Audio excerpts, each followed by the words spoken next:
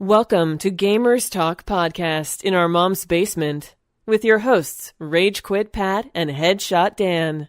What's going on, guys? We're back at it, episode 23 of In Our Mom's Basements. As usual, the two guys, your hosts, Rage Quit Pat over here by my side. You want to say hello, Pat? Hello. And, of course, I am Headshot Dan. And we got some stuff to talk about today. A nice little long list. You know, this is the last podcast before we walk into the E3 weekend. So there's going to be a lot to talk about next week, or next podcast. So we got a list here. We're going to start with the game releases for June. I know Pat's been looking forward to some of them. Pat, what are some of the games that came out in June? Some of the notables. We're just going to go down a list of the notable games that are coming out in June, and then if there's one that kind of catches your eye while I'm looking at the full list, then you could kind of, cut me off, Dan, a little bit. But let's go over the notables. The game that actually came out recently, Vampyr, which you and I have been playing, and I could say I'm in love with that game, but we'll talk about it later on in the show. Also coming out next week during E3 is Jurassic World Evolution. That comes out June 12th. Lego The Incredibles, which also drops June 15th. Switch owners, Mario Tennis Aces, that demo is out now. That game drops June 22nd. Far Cry 3 Classic Edition. I just saw this. This drops June 26th. Crash Bandicoot Insane Trilogy, released on the Switch, Xbox One, and PC. Also on the 26th, the game is out now on PS4. And The Crew 2, which will release 6/29. So let's begin with games we're kind of looking forward to. I know you and I are picking up Jurassic World Evolution. Next week. For those who never played Operation Genesis. It's pretty much kind of like I would say a Zoo Tycoon type game. Dan, you looked at gameplay videos more than I have. I've kind of skimmed through them a little bit. The videos you have watched, what are you looking forward to? This is a lot different from Genocide, of course, but this is really cool because the habitats and everything is a lot better. You can now actually walk around your own parks with your own character, which is like really neat. I mean, you don't get to customize a character from what I have seen. They don't have that option, but you can drive around your car. You can go into the habitat. You can get up close, like nose to nose, to your dinosaurs. Your dinosaurs don't attack you and you don't die. But I think that's really cool. I know they implemented a weather system, so there could be tornadoes that wreck your park and stuff. Will cause havoc. Your guests could be eaten alive. Like I think that's really cool. And there's a lot you can do. I know what the pre-order bonuses, you get a little jump start with some extra dinosaurs that you can only get from pre-order, I believe. Don't quote me on that, but I'm really freaking excited for this game. Good thing about this month of June is that with the games like Vampyr, that RPG that are right around 40 hours, and Jurassic World Evolution as well, there's really, as I went down that list, there's really not that many games that are going to take up too much of time. But Mario Tennis is another game I'm looking forward to. I enjoyed the one on that's kind of where I started playing, getting into that game. So I'm really excited for this one. Yeah, that was so fun. Exactly, really excited for that. This one as well. Played a little bit of the demo. I love that there's a story mode. Who knows how long the story mode is? I doubt it's going to be really long. I don't expect like an in-depth, ridiculous story, but we're gonna have some tennis matches. Me versus you, man. Let's do it. I can't wait for the online as well. And also, if you're a Lego fan, The Incredibles is coming out. It's basically going to be the first, it's going to take part the first movie and the second movie. So pretty much going to be like any other Lego game. Lego games are very fun. I haven't played many of those Lego games, but the Incredible one looks pretty cool. I mean, they're pretty much, they're mostly always the same, and have a crap ton of replay value when you unlock characters that go back and get all the other secrets in the game. So they're pretty much, they really haven't changed the formula, but don't fix what ain't broken. The Lego games have always been good. Yeah, for sure. If people who love Far Cry 3 or have never played Far Cry 3 on 360, the Classic Edition is pretty much a remaster of the game. So if you love Far Cry 3, which pretty much most people have, I believe that's every series. Far Cry 5 was fantastic. Definitely people could go back and play this game. I mean, I'm contemplating on going back and playing Far Cry 3. Such a great game. Took this drive for me. And then, of course, for people who aren't PlayStation owners, of course, that grew up playing Crash Bandicoot, Insane Trilogy now is going to be on Switch, Xbox One, and PC. So for those that, again, have never had a PlayStation 4, here's your chance to finally get to play all 3 of the Crash Bandicoot games remastered. So, Dan, are you excited about that? Because I know you don't have a PS4 yet. Yeah, definitely. I used to love Crash Bandicoot, so I can't wait to the game comes out and I get to replay the game again. On you, it is hard. It is not as easy as you remember. It is a lot harder now. So I wish you the best of luck when you play it. Don't worry, I'm ready. I think I can handle it. Stunned. A game I was really stunned. I got a sequel, which we're going to talk about later. Is The Crew 2. Way out of left field. I remember when they announced that this was a sequel, and I was just completely stunned. I thought this game was awful. Yeah, I wasn't that big of a fan of number 1. Which we're going to talk about later, but a couple other notables. As you can see in the video here, Elder Scrolls Online Somerset DLC. If you're a fighter, BlazBlue Cross Tag Battle also came out. MotoGP 18.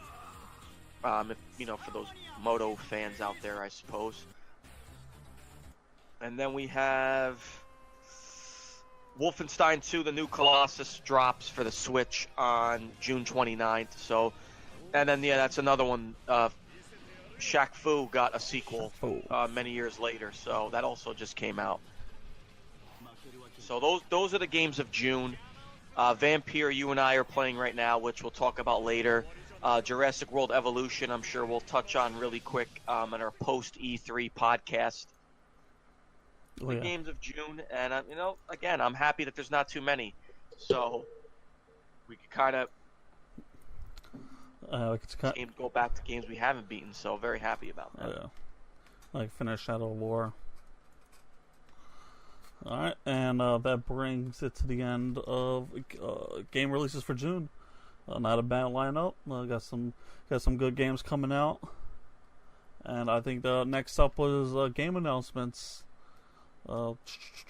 Game announcements, I'm assuming, Pat, are the leaks and the news of games coming out. We'll get into the leaks.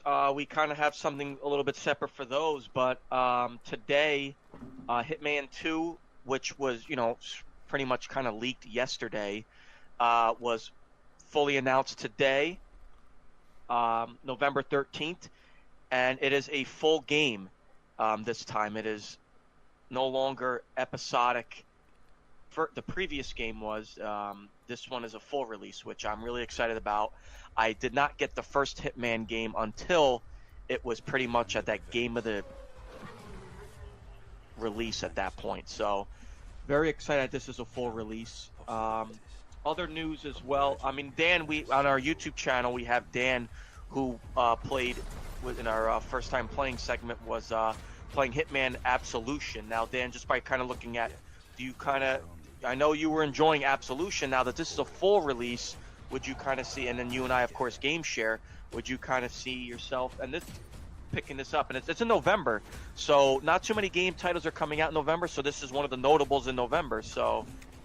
Well, they haven't shown much gameplay on it, but from the gameplay I saw today that they were showing for the co-op that you can play now, that if it's anything like that type of thing, I mean, that's freaking awesome. But if it's anything like the Hitman that I played, Absolution, It wasn't a bad game. There was a lot of good parts where you had to sneak your way across and try to kill people stealth as best as possible. So I thought that was really cool. I can't remember the last time I played a Hitman game other than Absolution. I'm pretty sure I have, maybe on PlayStation 1. If I remember correctly, I don't know, it's been a while, but let me see how the gameplay looks first, and then I'll decide from there if I'm. The cool thing is what the trailer shows is obviously you're killing your target's a race car driver, and what it's showing is that there's different and multiple ways you can kill him, and that's always what has been the greatest thing about Hitman is there's always multiple ways, and what they do is, and if you do end up playing it, Dan, what we can do is obviously there'll be like a competition between us on different type of styles of kills, and we can kind of compare our kills and our points. So that's pretty cool there for that. Notable is confirmed yet, but Crackdown again delayed. The new rumor is February 2019. I could care less at this point. This game has gotten delayed a ridiculous amount of times. It's getting to the point where I might not even pick up this game anymore, and how annoying this game's been. Yeah, we're never gonna see it. We see Left 4 Dead 3 at this point before we see Crackdown 3.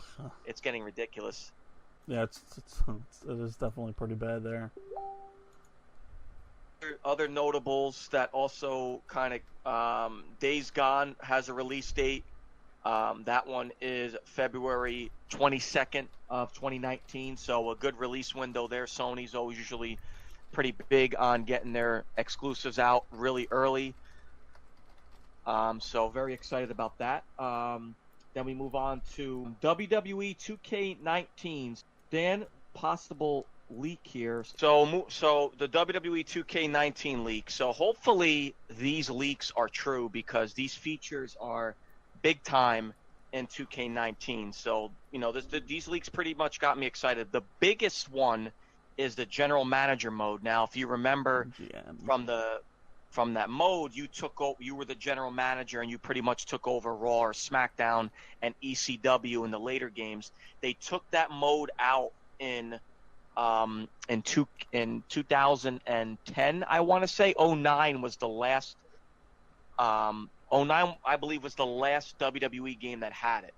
So that's one of them. And then basically, if it is true, you to either Raw, SmackDown, NXT, and 205 Live.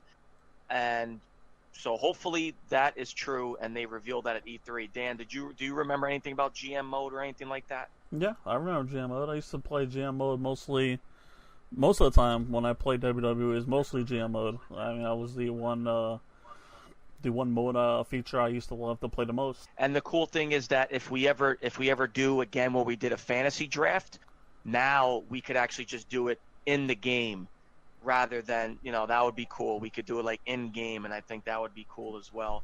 And then one of the other quick features that also, not a feature I should say, but the additions, the special edition will feature Ronda Rousey and Rowdy Piper, an exclusive Piper's Pit interview mode for My Career Universe, and the returning GM mode. So that's pretty cool. Basically, Piper's Pit, for anyone who's not a wrestling fan, is kind of like a segment, like an interview segment that always goes wrong. For the new wrestling fans that have never watched Piper's Pit, Miz TV, think of Miz TV, basically. So what do you think of that, Dan? And Ronda Rousey, a special edition already, like no shock there. Yeah, I'm excited. Oh my god, I'm losing my train of thought. Rowdy Piper, that add-in for interview mode. I think that's really cool. I mean, it's something. If I'm not sure how deep we're gonna be able to go into our GM. I don't know if it's gonna be the same. They're gonna add more features from previous games, but depending on that, I can definitely see myself trying to implement the Piper Pit interview. And another one is the creation suit, which the rumor is, again in this leak. I mean, I hope these leaks are true. I really do, because 2K19 could definitely fix what has been a big problem with the WWE games as of late. Will feature a new creation mode that has never been seen before. Excuse me, sorry, keeps like,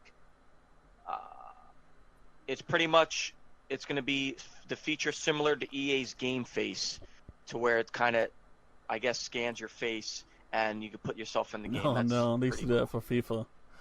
Yeah, that's created for the creative superstar mode. Yeah, they do it for most of the games now too. So that's pretty cool. You Also, come out real creepy looking from doing that. yeah, and I know it's pretty bad. And then here's this one too. There will be a women's My Career mode, which would have Sarah Amato as the head coach instead of Albert. So looks like you could instead have, mostly the career modes have been predominantly male. Now you can have women. So that's also awesome as well for those that want to see how it is to become a WWE superstar in a perspective as women. So that's awesome as well. Now women is pretty much, now there's been Women's Royal Rumble. The Women's Revolution has kind of been taking over. It's been a staple in WWE now, with the Women's Royal Rumble being a main event. You have the Women's Money in the Bank. There's a rumor that next year's WrestleMania, the women are going to main event. So that's pretty awesome there. Oh no, that's new.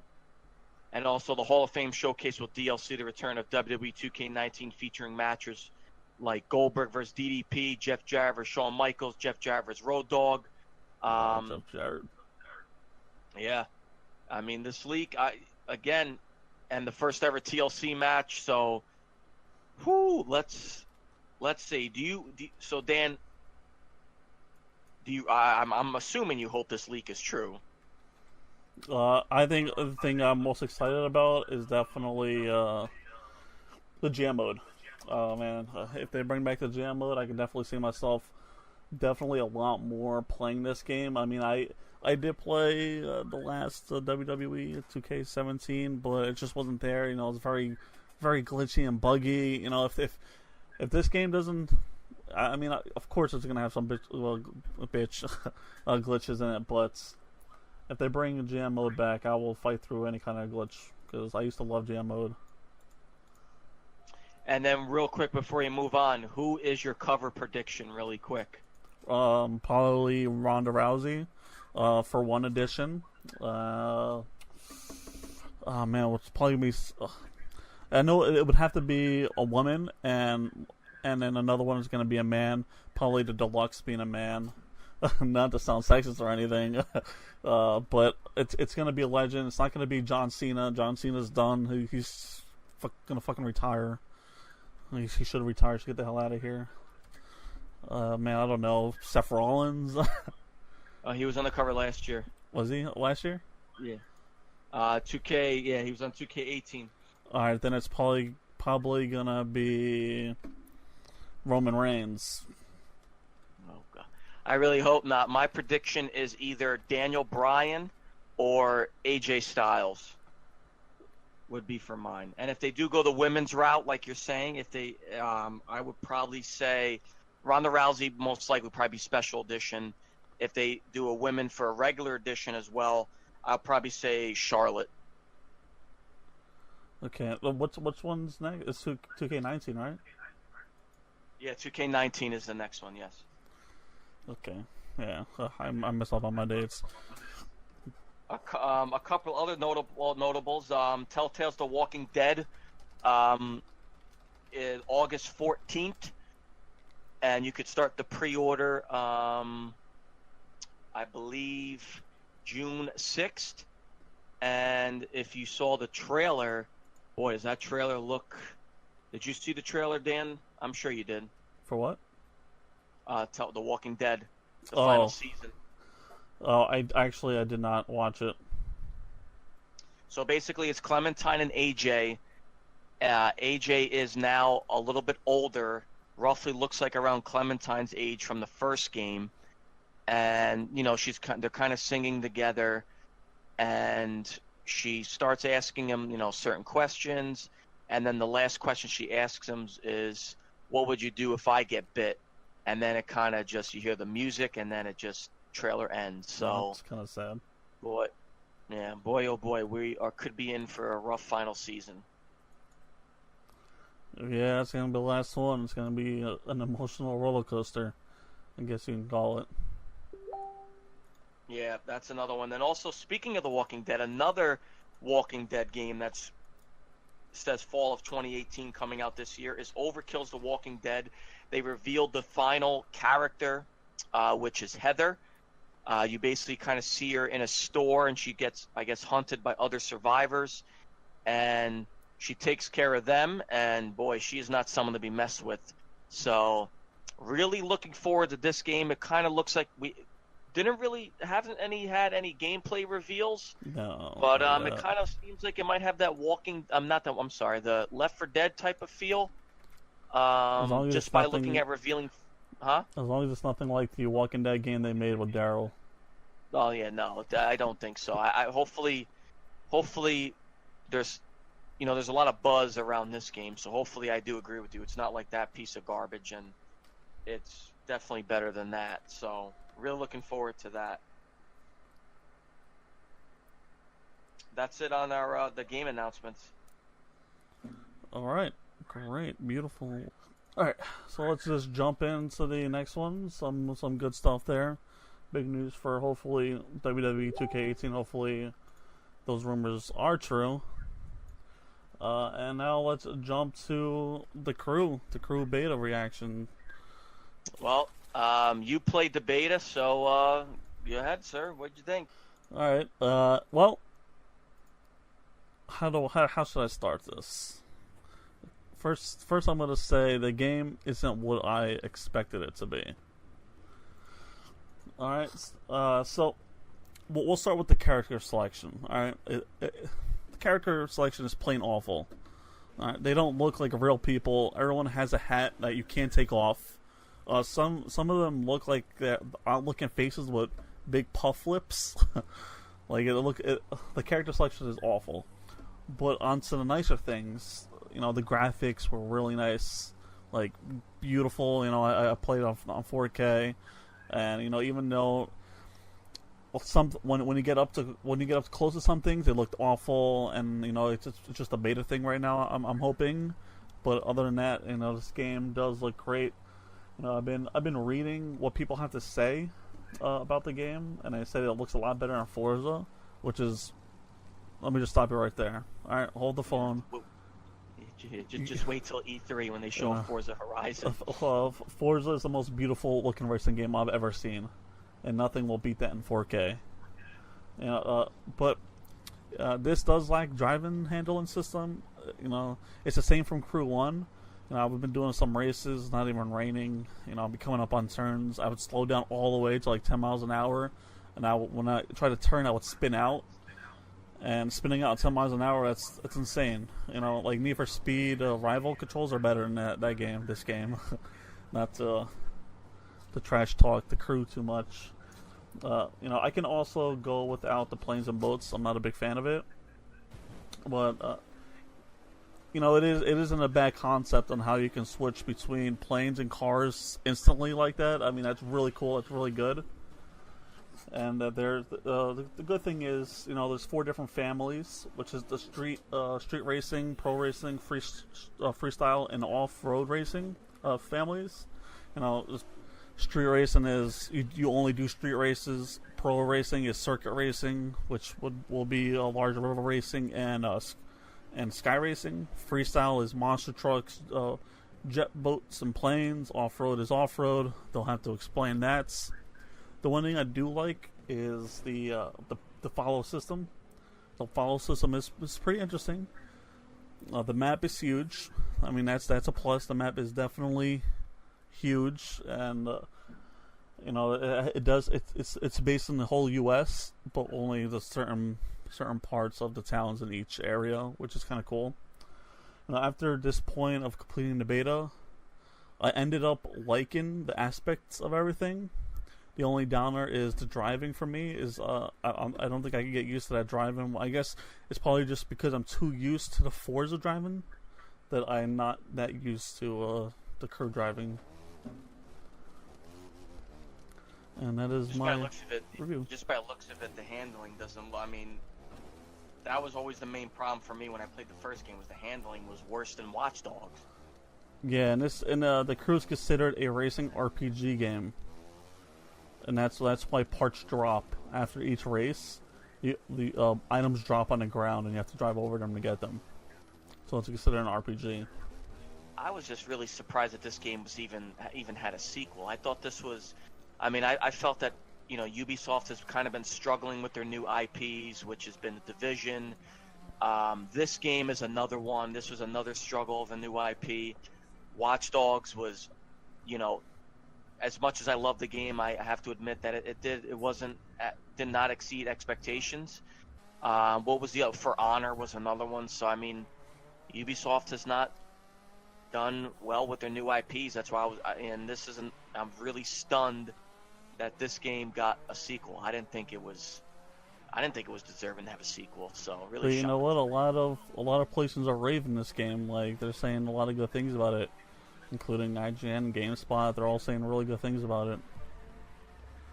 Yeah, until they review it and it gets a 7.5 is they always do.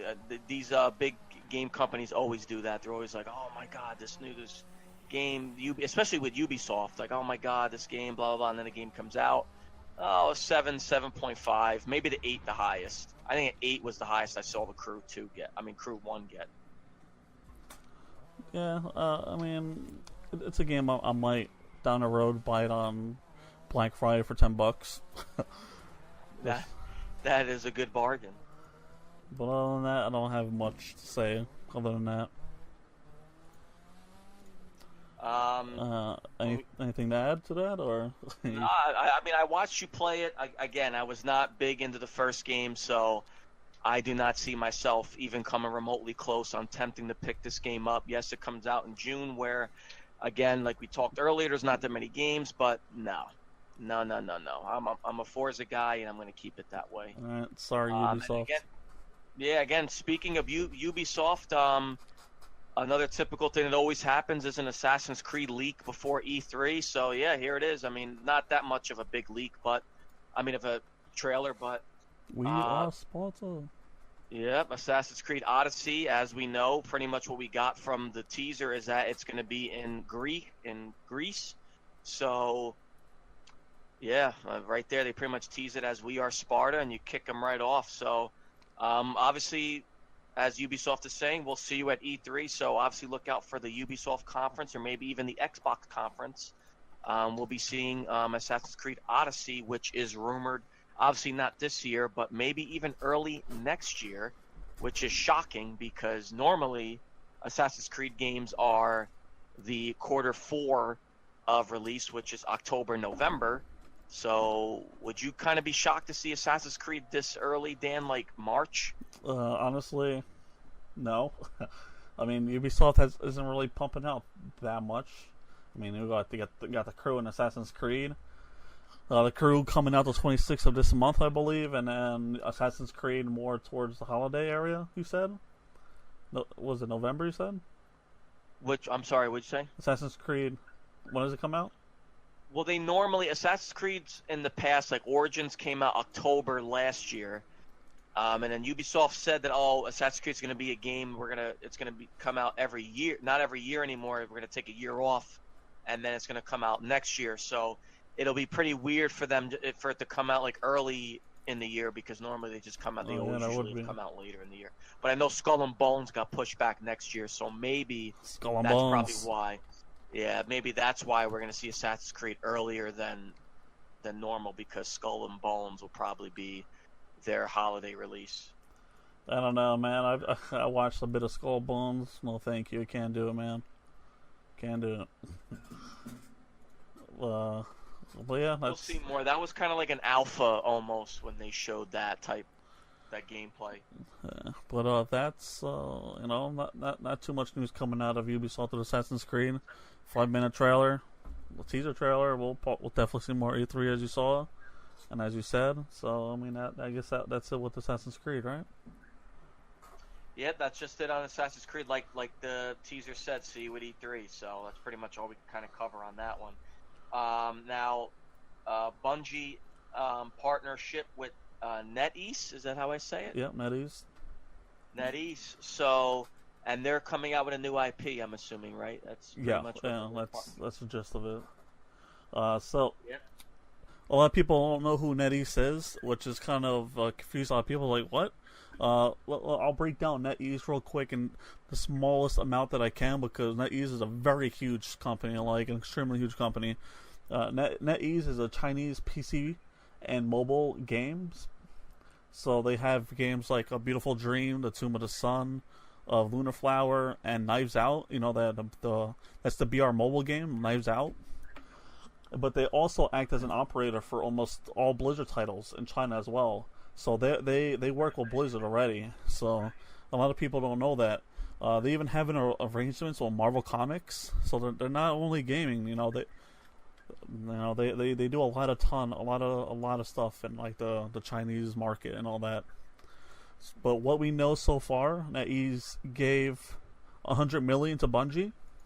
It is definitely nothing near touching the Destiny IP, and it does not interfere with Activision and Bungie partnership at all. The only statement they said is NetEase will help us explore new directions with their industry expertise, and they'll empower us to build new worlds and invite players. This could be a huge step for Microsoft. They did not release any information on this at all. We'll hope to see some kind of a teaser at E3, but we can't really get too into that because they didn't say peep at all with it. Yeah, I mean, I'm hoping for Bungie, man, because Bungie, created obviously one of the greatest gaming franchises of all time, which is Halo. So, they've kind of fallen off. I mean, Destiny, I was not really a big fan of. Destiny 2, I did enjoy, but that's the thing. People that like Destiny 1 did not like Destiny 2. Yeah, there's some rumors with Destiny right now. But before I tell you the rumor, I just want to ask you: do you think we'll see anything with Bungie and NetEase at E3? Any kind of teaser trailer? I mean, maybe. Didn't they just drop out some new DLC for Destiny just recently? Also, I believe. Yeah. There's a possibility. I just want to see Bungie just get back on their feet, man. Because, like I said, the Destiny 1 was such a disappointment. And then again, when Destiny 2 came out, the people who hated Destiny 1 liked Destiny 2. Those people, the minced people that liked Destiny 1, hated Destiny 2. So, yeah. I mean, I just want to kind of see them just get back to those Halo 1, Halo 2, Halo 3. Even Halo ODST was good. Halo Reach was really good. So I just want to see them just get back to it, man. Yeah, so the rumor with Bungie and Activision is, this part isn't a rumor. That contract ends 2020. Now, Destiny 2 is supposed to stop being supported in 2019, the end of 2019 area. But the thing is, the rumor is that Bungie's going to sell Activision the rights to Destiny 2. Now, if they do that, do you think that's a good thing, a bad thing? What are your thoughts on that? I mean, I think it's a good thing. What I've been, kind of touching on is that, their Destiny, their future of Destiny is really not holding up. I'm not saying they're bad games. Destiny 1 was just a huge disappointment on what we were expecting.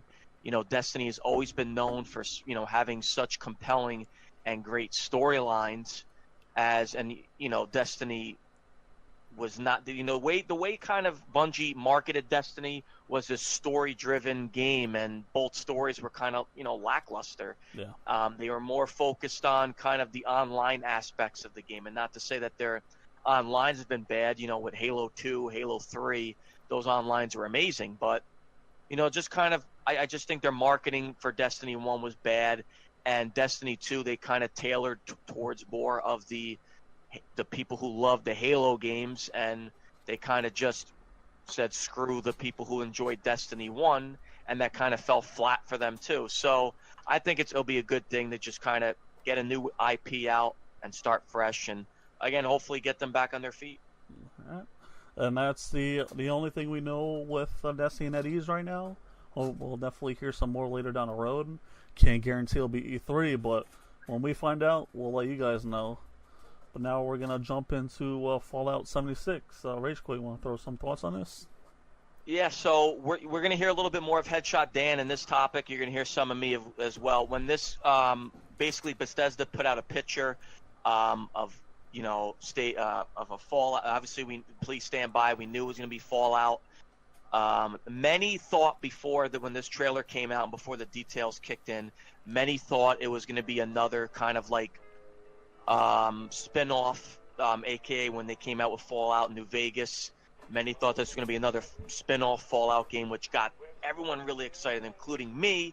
But then the trailer drops, which the trailer looked exciting, but then the details dropped. Fallout 76, which has been teased in many of Fallout games. We're not going to get into too much of the history of it because there is a lot. Let's get into what the rumors are. The rumors basically is the gameplay is going to be like Rust or DayZ. Bethesda is kind of steering people away from it, saying it's not like that, but who knows? And then of course other people are saying this could be like another Scrolls MMO. Now I'm gonna switch this over to Headshot Dan real quick before I finish off of if I'm gonna play it or not. Headshot Dan, you've played Rust, you've played DayZ. For the people that obviously love Fallout for what it is, being a big, heavy RPG game, and then, of course, Elder Scrolls MMO, we know that obviously the audience kind of grew on that one. The player count kind of grew on that one. If Fallout goes in that direction or in the direction of Rust or DayZ, can it work? Yeah. So that's an interesting question because those games are totally different from each other. But they also DayZ and Rust are totally different games from each other in some aspects. But I'll break it down quickly. And before I definitely break it down here, I'm just gonna let you know I have over 100 hours in each of these games, way over 100 hours. Right. So just Rust and DayZ. So in Rust, you start off naked. You need to build up your character. So when you spawn in, you punch trees, collect rocks, to build tools, to get craft and stuff. And from there, you build a base, weapons for protection. While at the same time, you need to look out for other players because most of them will just kill you on the spot. Where in Rust, there's radiation that could kill you at some parts of the map. Once you die, you lose everything unless you get your body before it despawns or someone else takes it. Where in DayZ is a little bit different. You spawn in with 0 stuff, and you need to make your way through towns, looting, and also watch out for zombies. If you're playing in PvP servers, they will also KOS you. And in DayZ, there's no radiation, but you have the food system, food, water, and health system where you need to look after. So if you get hungry or you need a drink, you have to keep up on that because you could die, and once you lose everything, once you do, you lose everything. And the big difference in this game is the building system. Like in Rust, you collect rocks and wood to build walls, but in DayZ, there's no building. You just find tents and campsites and set up somewhere on the map. So that's just a very small, brief description on each of those games and how I guess it could affect Fallout in some kind of way if we're looking towards gameplay.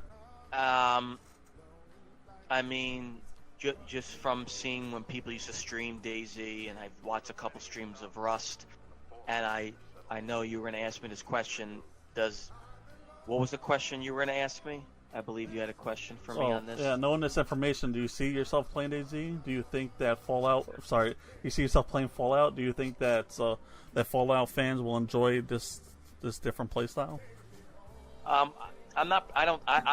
Me personally, no. I don't see myself playing this at all. Like I said, I watch a couple streams of DayZ and Rust, and I'm just not into these games. I'm not into these type of games, man. I mean, it's really disappointing that they're not doing a spinoff. I mean, hopefully they kind of come out and say, oh, we actually are doing it as a spinoff, but I don't think so. I think the player count rose for Elder Scrolls MMO, so Bethesda's just kind of saying, all right, well, let's give Fallout a shot and see if it works. But really disappointed. I was really hoping for another spin-off game like they did with New Vegas and things like that. And Elder Scrolls MMO, I've talked to people that loved the Elder Scrolls RPG end of it, and they did not like the MMO part of it. So just by going at other Fallout players that love the RPG aspect of it, talking to them, they are also kind of very disappointed.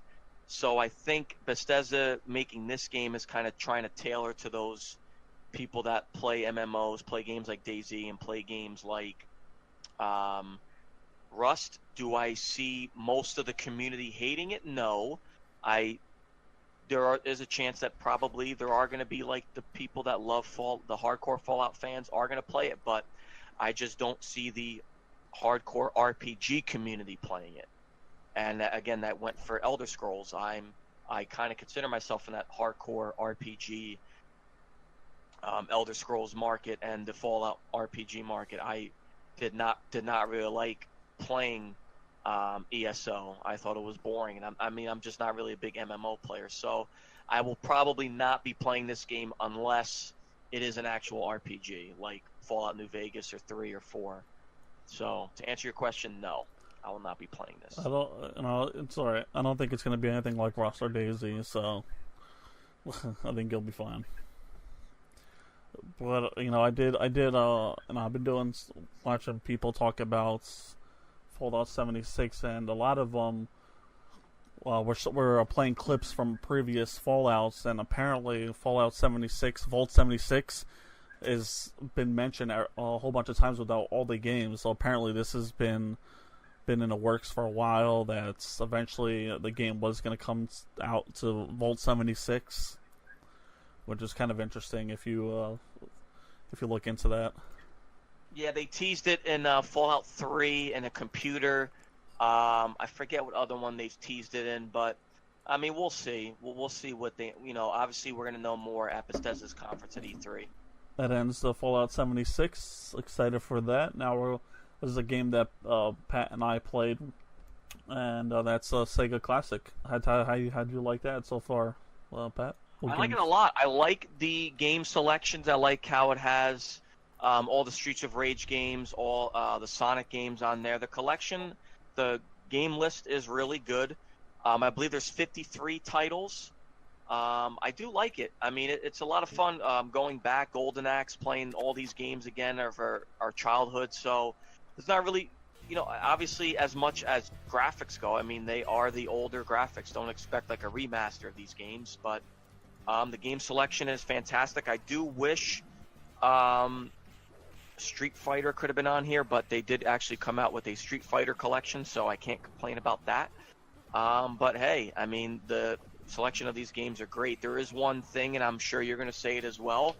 The online cooperative is bad. I mean, not as bad as gameplay-wise, but you were kicked out a lot. There was a lot of lag, so hopefully they do fix that. Yeah, it's 53 wonderful games. I really liked how you're in a bedroom and you have to go through the shelves to put the game in a console.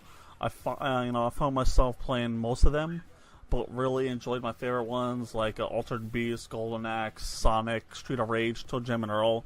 They were still my favorite games, and they were still fun to play now. And with the crappy graphics that we got from back in the day. I mean, it doesn't bother me. I really much enjoy these games. Like you said, when we played online, it was laggy. And, it sucked because when we were playing Street of Rage, and there was enemies teleporting on my screen, but you didn't see it on your screen. And then 1 second no one was near me, and the other second I was flying in the air. So I mean, that was a little bit of an upset, which kind of drove me away from the multiplayer aspect of it. Yeah, I mean, there's really. I mean, if we had to give it a score, and I know we always usually do give it a score when we review games here. I mean, I'm going to give it a solid 8. Good gameplay. The gameplay's still there. No problems. The game selection is good, but yeah, just the online co-op kind of suffers with the lag, and yeah, the glitching is bad. Like, it's really bad. It's like back playing on like dial-up. Oh yeah. Yeah, I'll give it about I would say about 7.5, 8 area between that. It was definitely a lot of fun. And I guess from here we can go into another game that we've been playing. So this is a review in progress right now, which is Vampyr. So how you been enjoying that so far? I've kind of been sucked in. I mean, when you and I were talking, I told you like, hey, Vampyr, I heard about it last year at E3. It was kind of one of these games that kind of flew under the radar for me, and it was an RPG game. You were a vampire. The gameplay, the combat kind of seemed pretty straightforward, but just by seeing all the reviews, and the reviews were pretty kind of in the middle, and I saw a little bit more gameplay on it. I was like, let me go pick it up, and we picked it up, and like I said, I'm kind of sucked in right now, man. It is really addicting. The game is easier if you play it the way I am playing it, which is kind of embracing that I am a vampire. I know you are kind of more going on the good side, which is it's freaking hard. giving medicine to basically you go into a town and the town is stable, and if you embrace it, you're a vampire. You memorize them and you embrace them, and the more you get to know them, the higher XP you get by draining their blood and killing them. Yeah, but before we get into the gameplay, I think we should let everyone know what this game is all about. So right. This does take place in London during the 1918s, the Spanish flu. You play as John Reed, who is a high-ranking military sergeant who got transformed into a zombie upon returning home from the front lines. Vampire. And so John Reed is what I said. I said vampire, right? A zombie. Oh, it's a zombie. So John Reed is a man who returned home from the First World War, and as I said, high-ranking officer. And Reed implements a new blood transfusion techniques to save lives. And then one day he wakes up in a mass grave, and the memories of his life and who he is remain intact, but then he realizes he's been transformed into a vampire, and he has no recollections of how he came to be in a grave or how he was transformed. So when he attempts to return to a normal life, Reed quickly learns that he needs blood of others to survive. As a doctor sworn to save lives and heal people, Reed is faced with a damning reality of having to kill to survive, and if he is to last enough to uncover his mystery behind his turning. So that's a little bit of a backstory of John Reed and who he is. So I'll just pick up where I left off with as Dan explained the kind of the background of the game. Basically, what the gameplay style, like I was saying, is depending on how you play the game, there's really no difficulty setting. So if you kind of go the good way, which is kind of giving meds to certain other occupants around town, and not really kind of sucking them dry, the game is a little bit harder to level up because basically your XP is blood, and if you embrace, which means you kill them, and depending on how far in you get to know them, you get higher XP and you level up Jonathan quicker. And the game kind of tends to be a little bit easier. So I'm kind of feeling the game is getting a little bit much easier for me. Poor Dan is kind of suffering because he's kind of letting people live and stuff. The more you eat, the easier it is. Yeah, exactly. But I'm facing dire consequences. So let's say, for instance, you kill a shop owner. You get his inventory, but now he will not get new inventory because you killed the shop owner, so the shop is gone. So, and also the town suffers as well. It goes from stable to it will get more hostile and chaotic. And obviously, the more you help the town, it obviously will get better. But the setting and the gameplay as far as the combat goes is pretty straightforward. You could have two-handed weapons. You could have a gun and a melee weapon. You could have two melee weapons. One melee weapon will be using the stun. You have your vampire powers. So it's pretty straightforward from there. Dan, am I missing anything on gameplay? Thanks for the follow, Lizard Knight. Lizard Knight, thank you for the follow. Welcome to the man cave, sir. Louise Knight. Louise Knight, thank you for the follow. Dan, did I miss anything on gameplay you want to add, sir? Sure will, buddy. Yeah, so the story, let's start off saying the story is great. Hey, Pat, you want to follow him back? Show some support? Let me go back. He had to mix. Sorry, I was on. So, the story is great.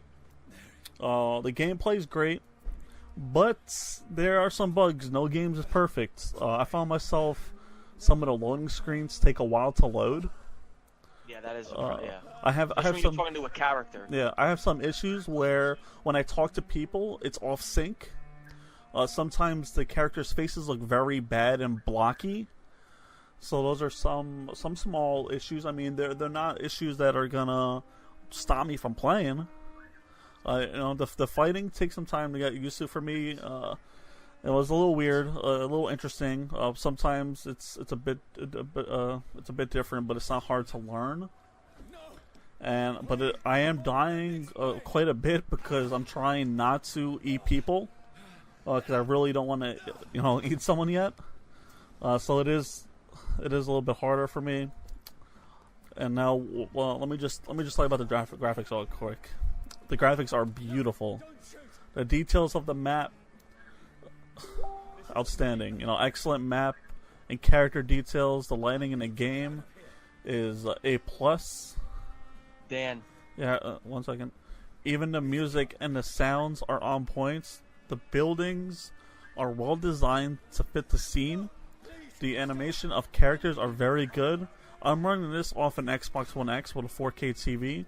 Things look super fucking nice.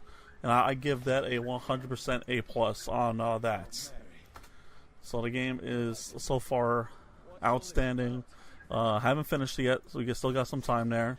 Lazar, I just followed you, man. Thank you again. And I'm really looking forward to continuing the story. I didn't mean to interrupt you, really, but really quickly, another leak before E3, really quick before we continue on with Vampyr. Just Cause 4 just leaked, so that is another game you could be seeing at E3 as well. I mean, is And Just was Cause an really ad that big of a leak, an though? ad on Steam. But Just Cause isn't really that much of a leak. I mean, we kind of expected that to be at E3. I mean, that was on one of the lists. That was on one of the lists of it being one of the games being announced or leaked. Right, but I just wanted to throw that in there. I'm not a big Just Cause fan either. I got Just Cause 3. I returned it the next day. So I just wanted to throw that in there real quick before we continue. Going back to Vampyr. You were talking about the setting. I love the setting on how just ugly, and you could kind of see how London is after the war.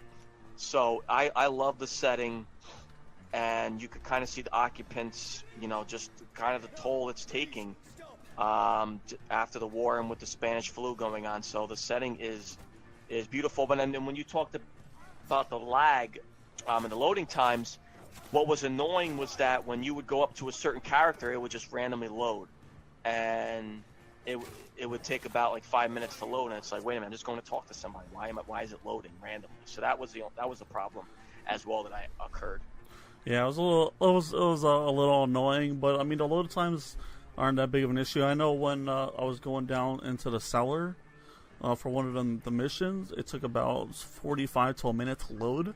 And it's very surprising because I'm running on an Xbox One X, so I didn't expect the load time to be that long.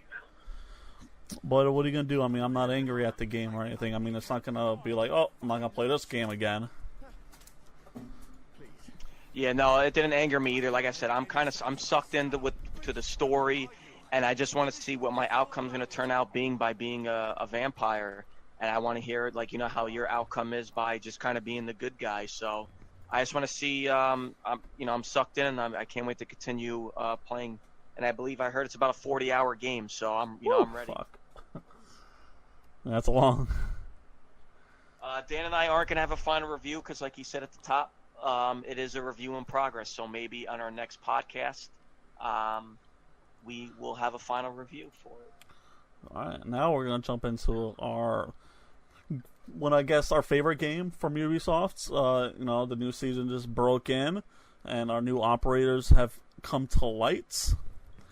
Pat, are you excited? I know you haven't played yet, but are you excited to play? I haven't played yet. I did download the update when I got home. Chances are I will not probably be playing till after the weekend, unfortunately, only because it is my birthday weekend.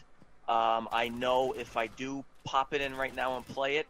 I am going to want to play ranked. I would rather not jump into it yet.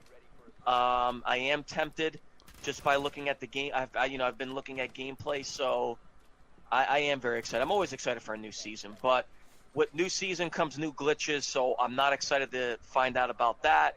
But I am excited to play Alibi, because that's definitely a character, as I said on past podcasts, I'm really looking forward to trying out. So, Yeah. just a quick rundown. I know you tried it out, so what's your quick rundown on it? So I did play both characters. I did not play the map yet, but I did play, and I think for right now, I really like Alibi, her character. It is so freaking cool. And I do really like her gun. It's nice. There's not much recoil that's involved into the gun, which is really, really good. I did try the shotgun, and oh my god, that shotgun is ass. maybe it's a shotgun that's ass. Wow. Maybe it's because I suck with shotguns, but I shot someone point blank 3 times, and it didn't go down. So I got a little upset with that. The holographs do look really good. I'll admit that, and they do seem to throw people off. But sometimes it does not throw anyone off. Like, they just see it and they walk past. You know, once you see someone, people have that urge reaction to turn or move, and when they see you don't do that, they already know that. But then I did play Maestro. I did play him and his LMG. My goodness, that is a recoil city. That gun is... My goodness, that gun jumps around like nuts. But it's a good gun though. It does work. But I'm not sure, man. I really like his character, and I really felt that I could be an anchor with him. But I'm not sure if I'm gonna be able to get used to that the LMG at all. What about the shotgun? I've seen the shotgun does damage. But he's the shotgun as Alibi. So it's the auto. Same thing. Yeah, it's the same shotgun, which I'm not good with shotguns, so can't go that route. So maybe I have to just put in some more casual matches with his LMG, see if I can get used to it or not, because he could be a really good anchor. He could be. I guess we'll just have to see. Yeah, definitely after the weekend. Dan and I out on Mixer and Twitch. We are going to be co-streaming, so definitely look out for us on Inner Mom's Basement, and Dan and I are going to be co-streaming it pretty much all week. Dan, you want it all week next week? Operation Parabellum. Also, the podcast isn't ending. I don't want you to think I'm ending the podcast, Dan. Also, don't forget to check us out next week as well for our E3 coverage as well, and so it's a big week next week. It is. So look out for us on Mixer and Twitch for our E3 coverage. Also look out for us on our Operation Parabellum coverage, because we are console owners. I mean, Dan has a PC, but I don't play this game on PC, so we were kind of waiting for this to drop on console. And just look out for us on Mixer and Twitch for both of these. So yeah, for sure. So now we're going to jump into the last topic for tonight, and that is our top 3 E3 predictions for the Xbox. Not much has been leaked for the Xbox right now.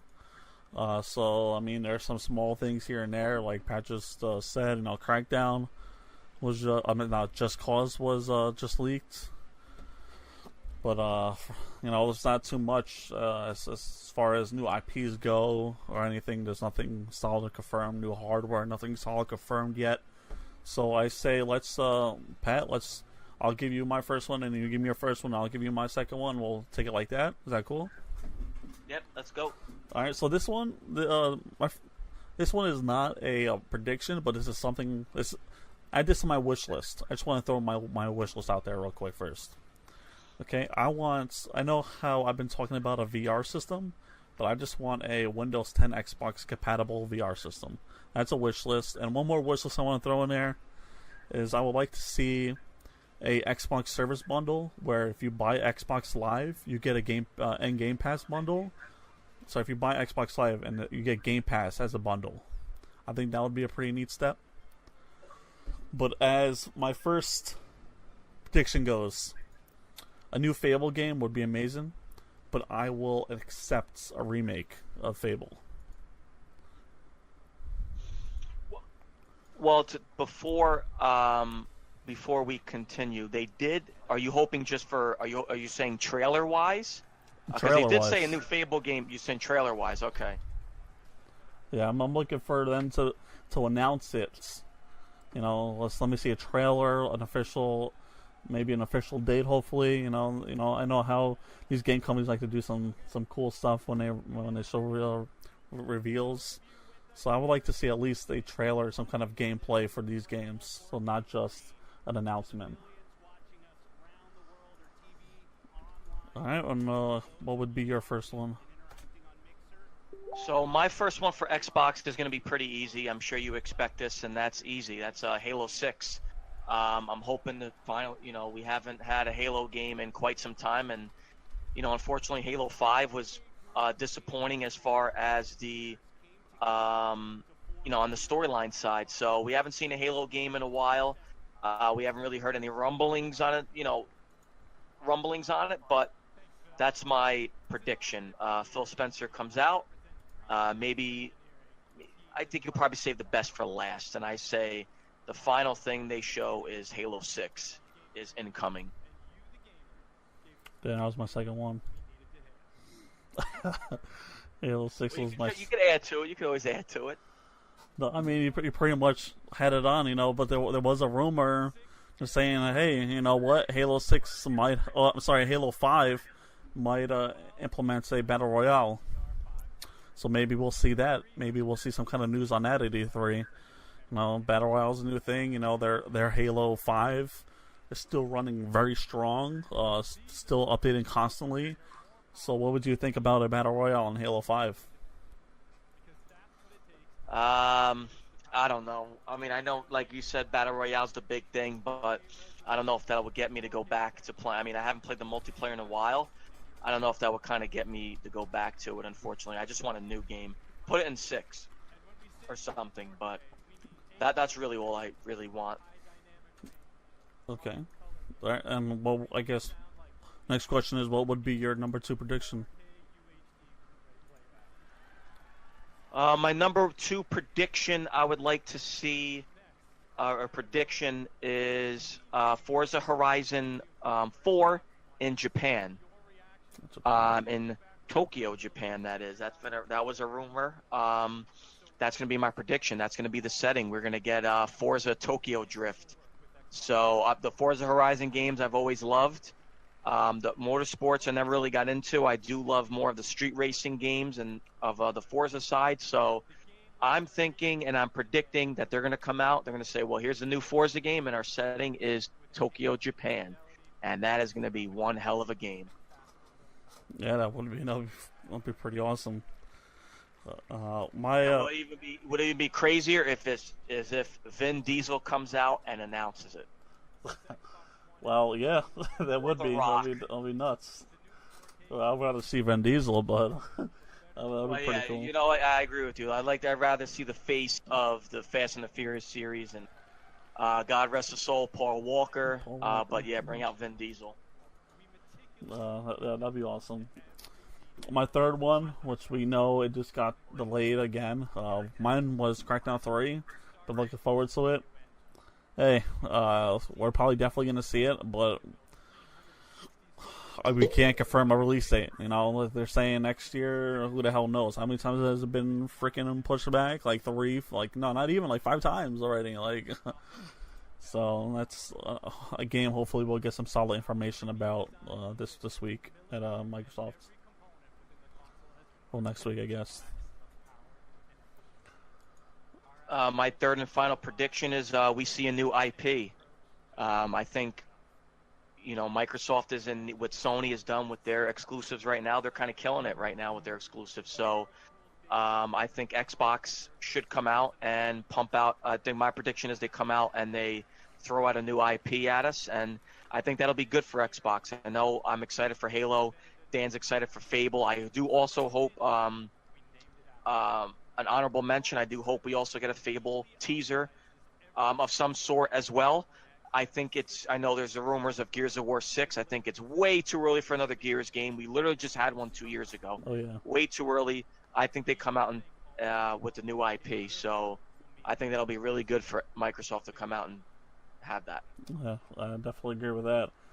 And I guess that would conclude our top 3 for Xbox. Now let's jump into Sony. What would be your first prediction for Sony? What would you like to see at the Sony table? Well, a couple years ago they showed off Resident Evil 7. It's time. My prediction is Resident Evil 2 remake. The remake will be shown on the Sony stage. It has been. I know Capcom has said they're making it, and Capcom has been doing really well lately. Especially Resident Evil 7 was such a great game. My prediction is they will come out on stage, and we will finally see gameplay of Resident Evil 2 remake. I'm pumped up, as you can tell. I love Resident. I can't wait, and fans have been asking for this for such a long time. That's a great number one. I would say my number one, which I really would like to see a really good game of, is a Silent Hill. I mean, I miss the franchise, and what was the last one? Wasn't that good? But I really miss the Silent Hill trilogy, and hopefully they make a new one, a remake, either one. Like, I'm happy for a new Silent Hill, just a new one. I don't want. That's all I want is a Silent Hill so far. Until I get on to my number 2. But if Konami gets a stick out of their ass. Yeah, for real. Would you like to see a Silent Hill? When Norman, that PT teaser, and then Norman Reedus and Silent Hills. Oh my God! I went insane. I remember that. I went completely insane, and obviously we're getting Death Stranding now, which we know will be shown on the PS4 stage. Hopefully, this time with some information about it. Yeah, exactly. But when Silent Hills was a reality at one point, oh my goodness, I went nuts. And I do agree with you. The last couple Silent Hill games have been, fucking terrible. Excuse my language. No, it's true. They have been awful. Completely terrible. The last Silent Hill game I liked was 3. And I mean, God, I agree with you. I would love to see a Silent Hill game. Another one. And what would be your number 2? My number 2 prediction is on the Sony stage, we finally see Shenmue 3 gameplay. We know we're going to get 1 and 2 remastered this year, which, oh my goodness, I can't wait for only $30 too. I think we also I know 3 has been pushed back to next year. It's been pushed back a lot. I think Shenmue 3 and Crackdown are in competition of what gets pushed back the most. But to be fair, Shenmue is a crowd-funded game. So Shenmue 3, I think prediction is we finally get some gameplay footage on the Sony stage. So I'm excited about that. That's my prediction for number 2. All right. I mean, I never played Shenmue, so I can't chime in too much about it. But hopefully, you get your wish. My number 2 is my favorite FF game. I would really like to see a Final Fantasy VII remake. I'm not sure how big into Final Fantasy you are, but that was my favorite Final Fantasy. And I know I'm not the only one wanting it. I know there's a ton of people wanting that game. So I would definitely like to see that. So you want 7? Do you want to see the gameplay for 7? I would like to see a gameplay for 7, but if they put an announcement on, when we will see a trailer, I mean, I'll be happy with that. But I would definitely, everything I say, I prefer a trailer. And what would be your number 3? My number 3 prediction is they go out with a bang, kind of, or maybe in the middle, and they announce that SOCOM is returning, and we're going to get a new SOCOM game. I know, and that is going to be amazing if they do that. And that's my prediction. They come out, they say, guys, so they say, well, we're bringing back another franchise, and we see SOCOM U.S. Navy SEALs, and it's back to its roots, not that garbage they put on PS4 that was kind of like a Call of Duty. That SOCOM is back to its tactical roots, and that's another game I really hope Sony brings back. That's my final prediction. So my predictions are Resident Evil 2 remake, Shenmue 3 gameplay, and SOCOM returns. And I guess my third one would be This isn't directly towards a game or anything, but I would like to see some more VR content come out of Sony. Their VR content has been pretty light lately, and their last E3 they were like VR, VR, VR, VR, and you know what? You haven't really seen much VR come out of Sony. So hopefully, we see more VR AAA titles come into play, or some new features with the VR. I would like to see some of that come to light.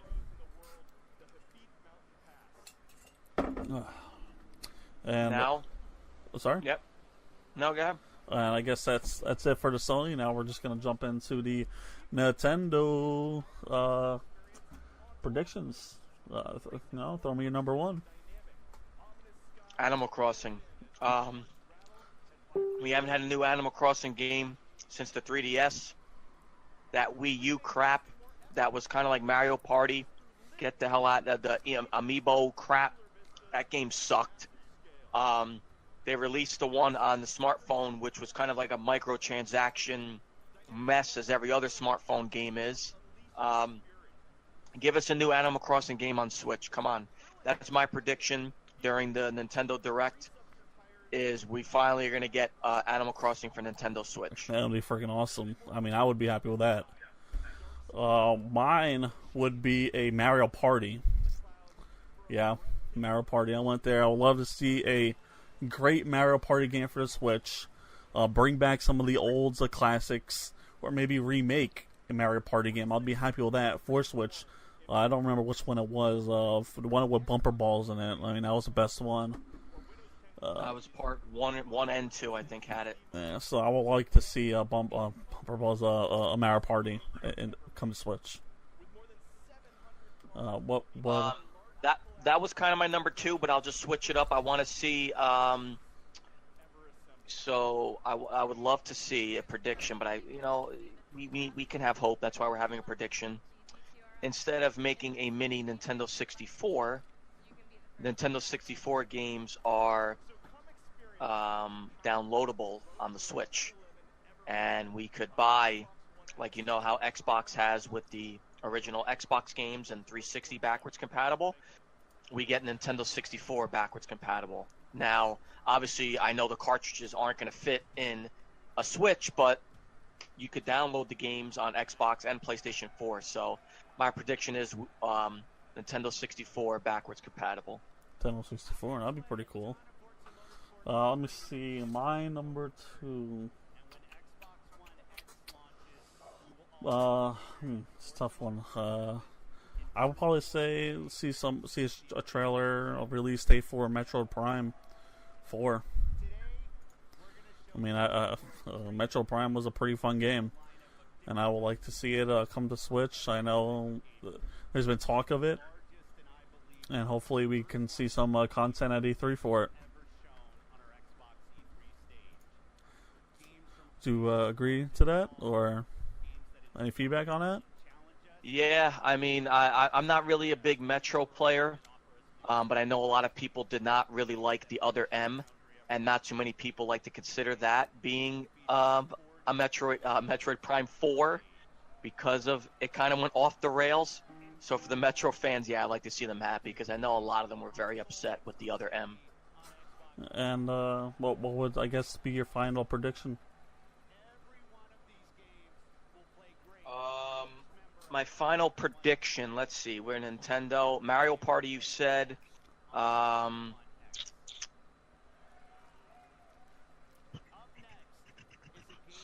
guess just my prediction is like a crazy Smash character that we won't expect. I know they announced the what's that game that they have that where you shoot the paint on Switch? Splatoon. I know they announced Splatoon characters, but Nintendo always gets a character that we do not expect in Super Smash. Like that one year when they announced Solid Snake was in it, and everyone went like, "Oh, what the hell?"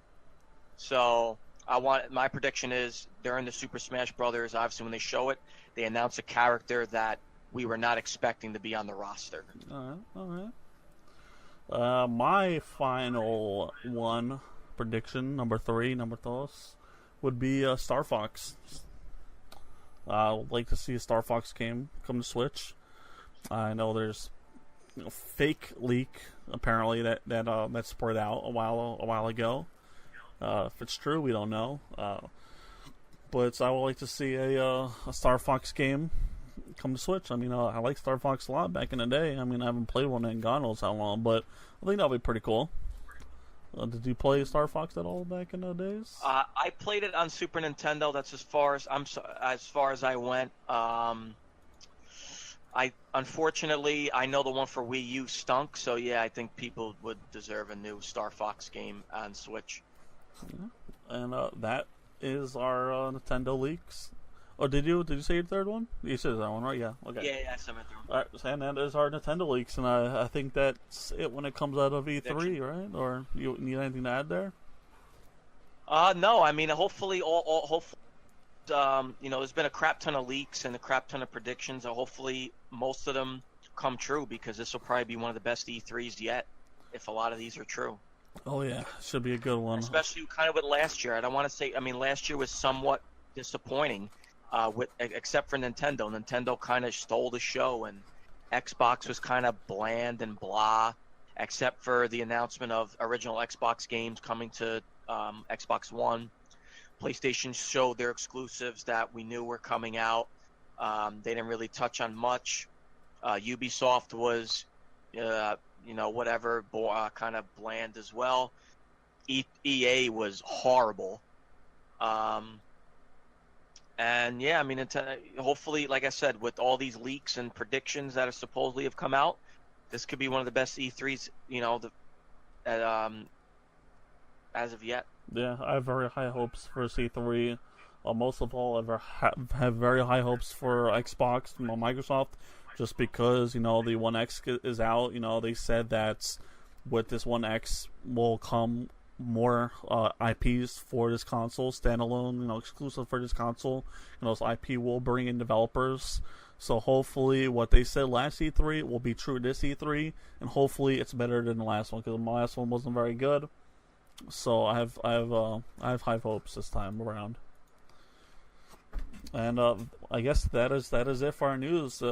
This is gonna wrap up episode 23 of In Our Mom's Basement podcast. And before we head out, we're just gonna briefly discuss this again. This weekend we will be doing live coverage of the E3, so you can always stop at our channels on Mixer at One In Our Mom's Basement, In Our Mom's Basement with a 1 at the beginning, and or on Twitch with In Our Mom's Basement, and we'll be doing live coverage of E3, and hopefully you guys come by, talk, and enjoy the show with us. And on that, don't forget to subscribe on iTunes, Google, Mixer, Twitch, and we will definitely be back around next week with episode 24. Thank you guys so much for listening and watching, and we'll hope to see you guys soon. I'm Dan. And then also before we leave, also don't forget, after our E3 coverage, and then when you join us in episode 24, also check us out for our Rainbow Six Siege coverage as well. When E3 is kind of on its break during its conferences, we'll be co-streaming Rainbow Six Siege, the new season Parabellum. So check Headshot Dan and I out, and we'll be streaming. We'll have everything Rainbow Six Siege as well. All right, thank you guys so much for stopping by. Have a great morning, evening, afternoon, whatever it may be for you. I am Headshot Dan signing out, along with. I'm Rage Quit Pat. Take care, guys. Bye. Thanks for listening, and tune in next week for another exciting show.